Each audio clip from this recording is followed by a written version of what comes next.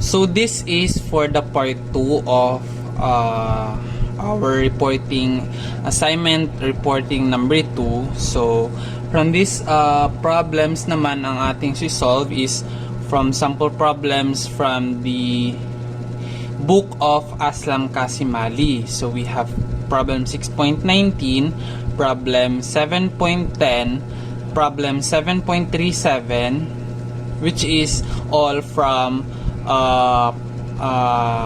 the book of Aslam Kasimali. So first, ang ating problem na isosolve is the problem 6.19. So, in this problem, ang ating meron tayong so in this problem, ang gagamitin, ang hahanapin natin dito is the smallest moment of inertia I required for the beam shown so that its maximum deflection does not exceed the limit of 1 over 360 of the span. So, ito yung given na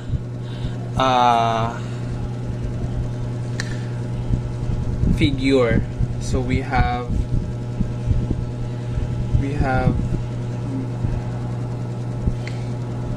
a hinge dyan, meron tayong roller naman dito. So this is point B, this is point A, and of course meron tayong load na nag-occur dito, which is equally distributed na 3 kips per feet. Ang length naman nito dito in our given is, ang length niyan is 20 feet. Ayan.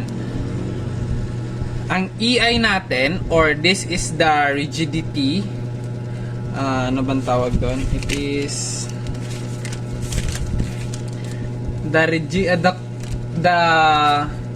the resistance to bending.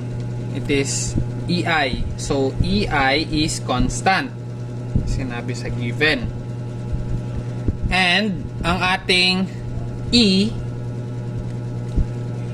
is equal to 29,000 KSI. So, in this figure, ang hahanapin natin is the smallest moment of inertia required for the beam shown, so that its maximum deflection does not exceed the limit of 1 over 360 of the span length. So, first, ang gagawin natin is, gagawa tayo ng FBD. So,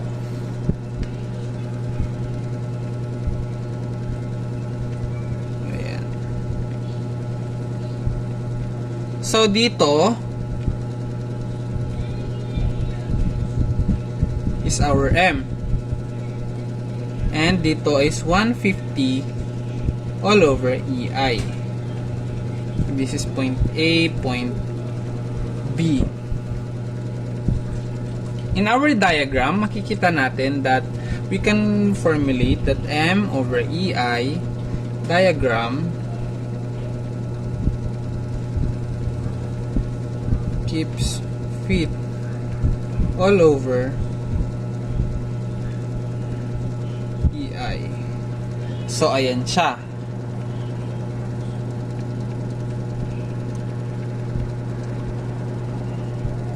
So, dito, since eto 10 feet, hahatiin natin. Since diba 20 feet dito, hahatiin na lang natin siya 10 feet, 10 feet. So, since equally distributed naman yung load natin dito sa ating beam, ang ating force dito sa dalawang points natin is pareho lang. So since 3 kips per feet ang ating load dito, so ang multiply lang natin siya sa 20 and divide it by 2. So, ang force natin dito, upward force, is 30 kips and 30 kips as well dito. So, ayan.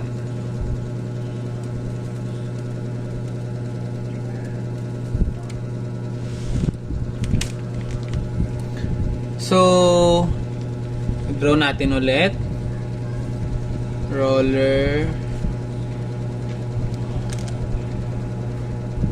So, let's imagine na ito yung pag-bend ng ating beam. So, dito, this is the M, or this is the deflection of the beam. So, ito yung nagpag-curve ng ating beam. So, point A yan dito, point B. So, ang distance niyan dito from here, which is, ito yung tinatawag nating tangent at M, now which is horizontal. So, dito naman, ang distance nito, which we will be going to call as delta AM, ay equal siya sa delta max. So, the maximum deflection occurs at the beam midspan. So, dito siya. Since it is equally distributed naman yung load natin. So, where the tangent is horizontal. So, delta max is equal to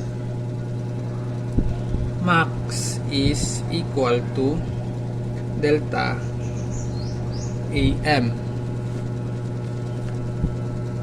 in which it is equal to 1 over EI times 2 over 3 times 150 times 10 times 50 over 8. So, if we are going to solve this, if i-compute natin siya, ang lalabas na value is 6250 kips feet cubic feet, ayan siya, to the raise of 3 all over EI, or the quantity resistance to bending. So, since sinabi sa ating problem that ang hahanapin natin is the smallest moment of inertia required for the beam shown so that its maximum deflection does not exceed the limit of 1 over 360. So, ang gagamitin pala natin dito is the moment area. Ang ginamit natin is the moment area method. So, in order para makuha natin yun siya, ang gagamitin natin is delta max is equal to L over 360. So, isa-substitute lang natin. So, delta max natin is 6,250 times 12 raised to 3 all over 29,000 times I. So, ito, iyan yung hahanapin natin. So, 20, ang ating L naman is 20 times 12 all over 360.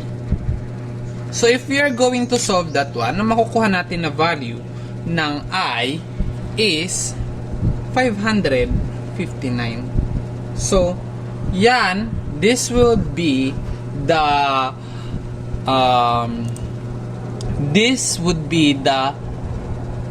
smallest moment of inertia required for the beam so that its maximum deflection does not exceed the limit of 1 over 360 of the span length. So, ayan siya. This is 559. For the next problem, so the next problem is problem 7.10 from Aslam Kasimali also na libro. So here in problem 7.10, what are we going to look for is the smallest cross-sectional area or na maaari nating denote as A required for the members of the truss shown. So ito yung truss. So that the horizontal deflection at joint D does not exceed. So joint D, ito siya. It does not exceed 10 millimeters. So what are we going to use is the virtual work method. So based on our given, so ang given natin ito siya.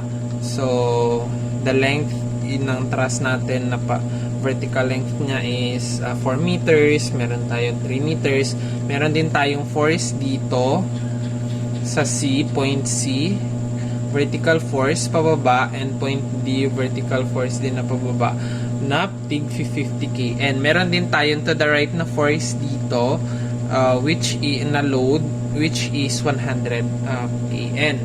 So ang EA natin is constant, in which ang ating E is 70 GPa or gigapascal. So now magdodraw tayo ng free body FBD nya. So ito yung free body diagram na niya. So if you're going to compute yung mga reactions na nag-occur sa kanyang support, so ito makikita natin that dito sa ating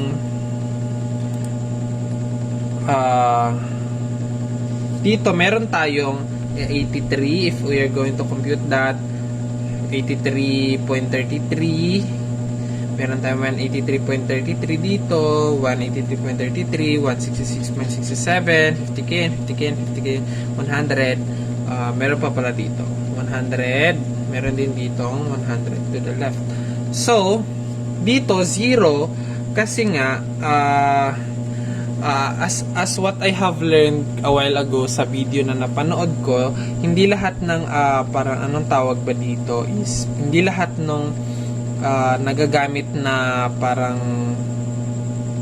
ewan ko anong tawag dito na material is na parang nagkakaroon or nakaka-carry siya ng load. So this is 0, so this is 0. So if papansinin natin yung load dito dito siya pupunta, so wala na yung pakialam yun dito. So ang load niya dyan is 0. So this is our F forces. F forces. So dito sa kabila naman natin, ito yung F sub V forces natin, in which dito 1.67, 1.33, meron tayo 1.33, 1.33, meron tayo dito naman force na 1 kN, meron din tayo dito 1 kN. So next, ang gagawin natin, hahanapin natin, first is yung length ng point AB, CD, AC, BD, at saka AD. So sa point AB, ang length ng ating point AB, makikita naman natin sa ating given that it is 3 meters. So in meters na yan siya. Sa CD natin, meron tayong 3 meters at ulit.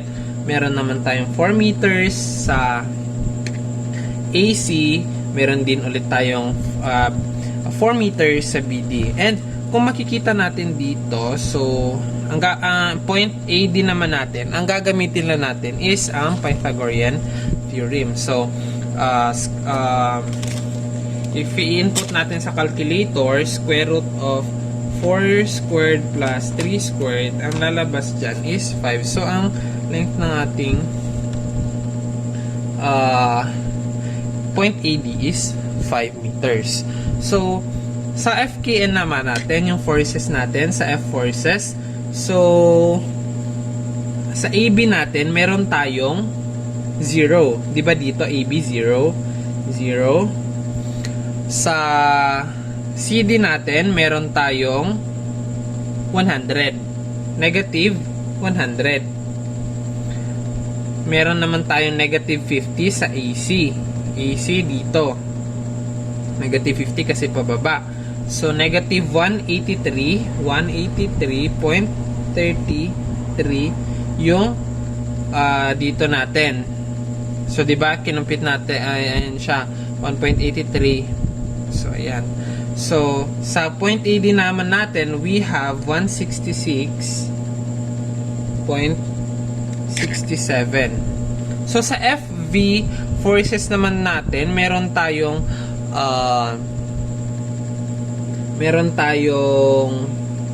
dito 0, di ba? 0 din. Yung AC natin 0. Yung CD natin 0 pa rin. And yung sa BD natin is meron tayong saan yung BD? BD, meron tayong 1.33. Negative 1.33 yan siya. So, sa AD naman natin, meron tayong 1.67. So, para makuha natin yung, yung unit or yung value dito, yung F sub V times F times L or yung length, ang makukuha natin, multiply natin ito siya lahat, so 3 times 0 times 0 is 0. 3 times 100, negative 100 times 0 is 0. 4 times negative 50 times 0 is 0. 4 times negative 183.33 times negative 1.33, ang value niyan is 975.32. Ayan. So, dito naman sa isa, sa last one, so 5 times 166.67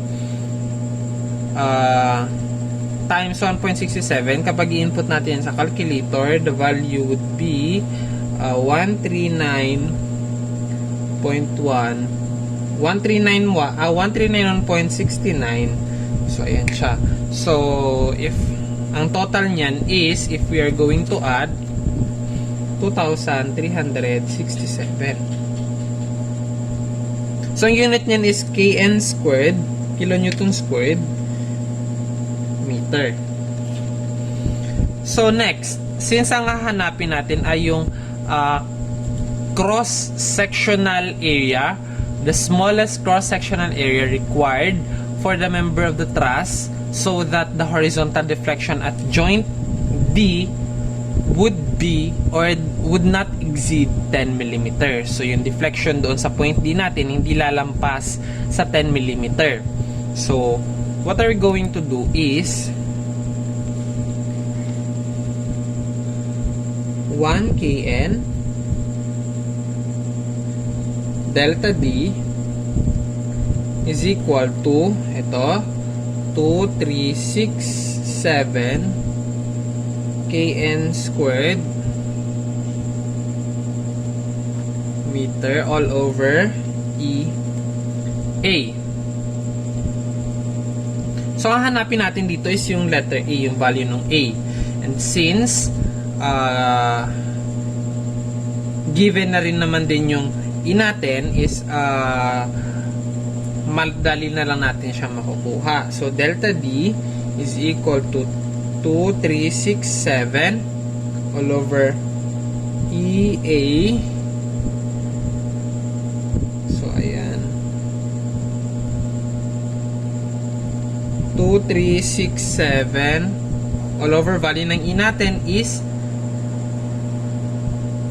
70, since it is yung given natin is naka gigapascal pa siya, meron pa natin yun siya into kilo na lang. So, raised to 6 times para ma-cancel out yung gigapascal at mako-convert into kilopascal. So, if we are going to input this in our calculator, 0.01 meter. And from here, ang A natin is 0.003381 meter squared or 3,381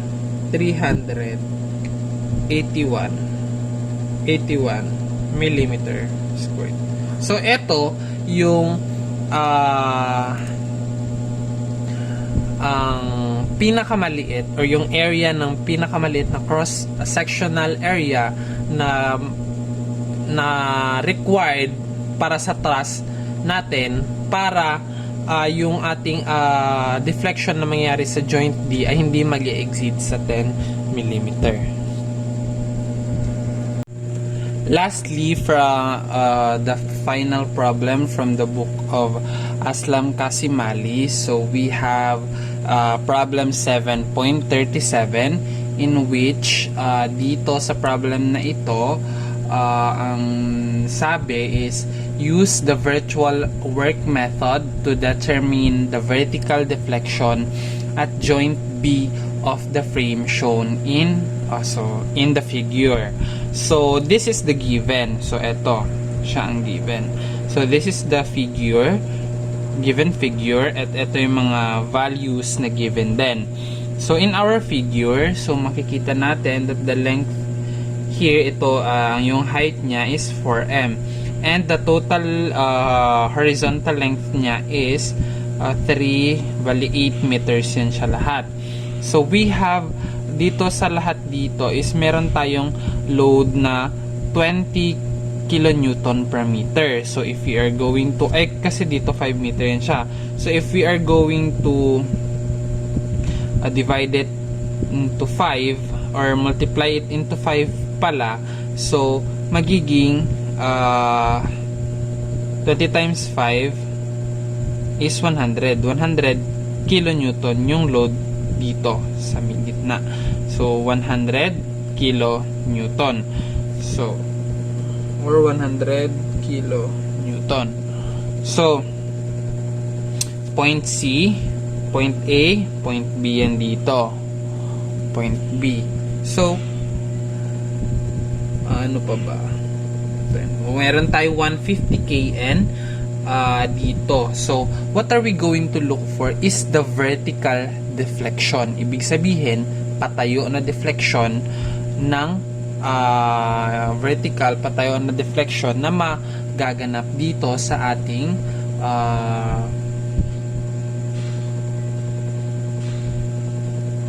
frame. So EI is constant and because ang E natin is 200 gigapascal and ang I naman natin is 500 times 10 raised to 6 millimeter to the power of 4. So ayan siya. So sabi, what are we going to use doon na method is the virtual work method. So gagawa tayo ng real system at saka yung virtual system. So dito yung real system, ito talaga yung actual na system or system na diagram of the figure. So as we can see, 20 kN, ayan siya. And if you're going to solve the reactions from the supports, so makukuha natin, ito siya, parang ginawa lang din ko niya siya X and Y axis pero pa takilid lang siya or pa slant.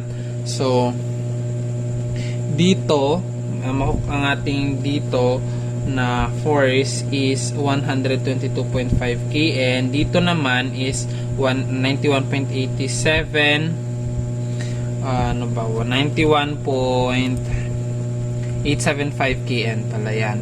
So dito naman is meron tayo 96.875 kN.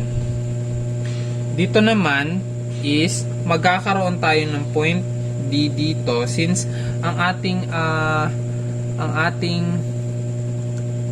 deflection ay mangyayari mid-span dito. So this is since 'di ba dito is 4m yun siya. So if we're going to use the Pythagorean theorem, 4m dito 3m, 'di ba? So if we are going to use the Pythagorean theorem, square root of 4 squared plus 3 squared is 5. So since hinati natin siya 2.5m, 2.5m. So yung force dito is 90 km and 120 kN. Kn pala. So Ayan siya yung values.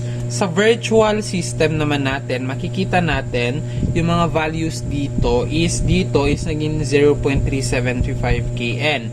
5M naman dito, still 5 meters pa rin, and 1 kN na yung force or the load na atin.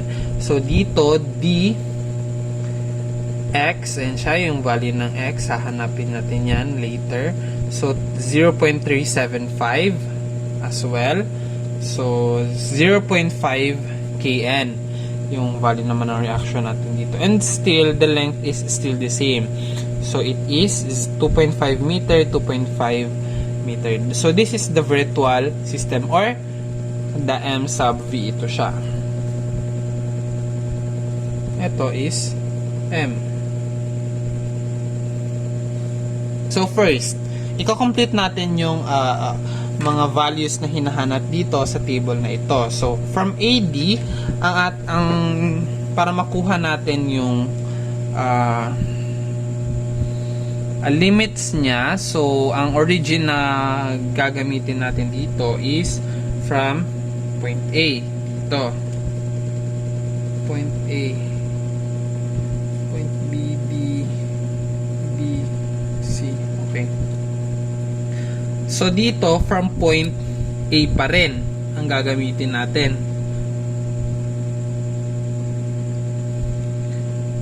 And dito is from point C.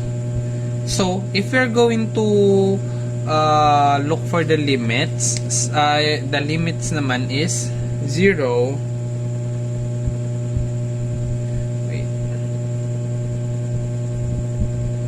minus 2 or 0 to 2.5. So 2.5 to 5 and 0 to 5, ayan siya. So 0 to 2.5, ayan siya, and dito 2.5 to 5, and yung sa CB naman natin is 0 to 5 kasi 5 meters yan dyan siya.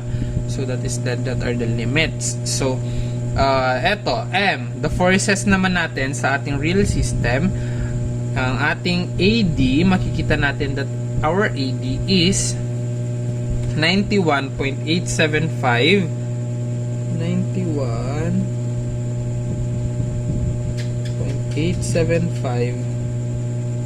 X. Sa sa ating point DB naman natin is 1.875 X plus 2 to 5. Sa point CB naman natin, we have 96.875 X minus 10 X squared. So ayan.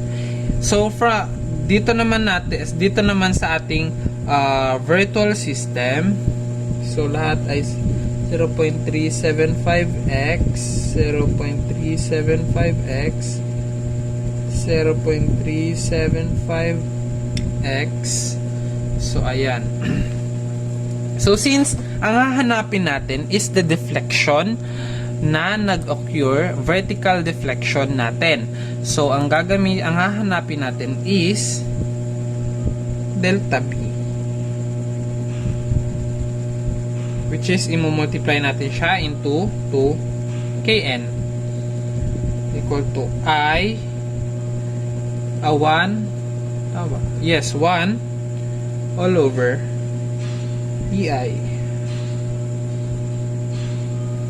So integral from 2.5 to 0 to 2.5 of 0.375x times 91.875x dx plus integral of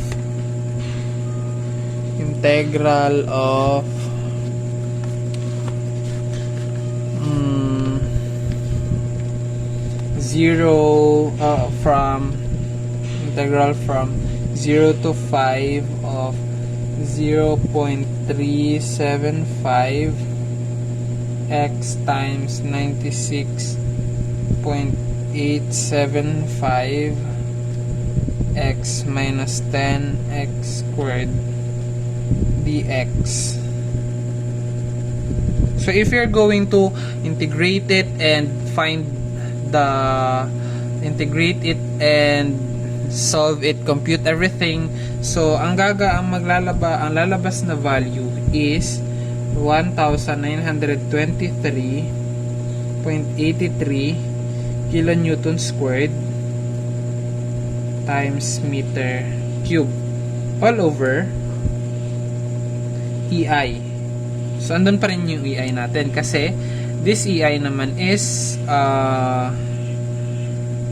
constant naman siya. So it is easy na lang for us to determine the delta B is 1923.83 all over E. Ang E natin, it is given na 200 gigapascal and 500. Ang I natin is 500 times 6. 10 times 6 yan sana siya. Pero gigapascal naman yung ginamit natin dito. So, it's na siya. So, it is 0.0192 meter. So, it is equal to 19.2 millimeter downwards. So, eto yung magiging deflection ng ating ng ating figure or ating sa frame natin. So, 19.2 downwards is the vertical deflection. So, ito yung vertical deflection natin dito sa joint B. Sa ating point B.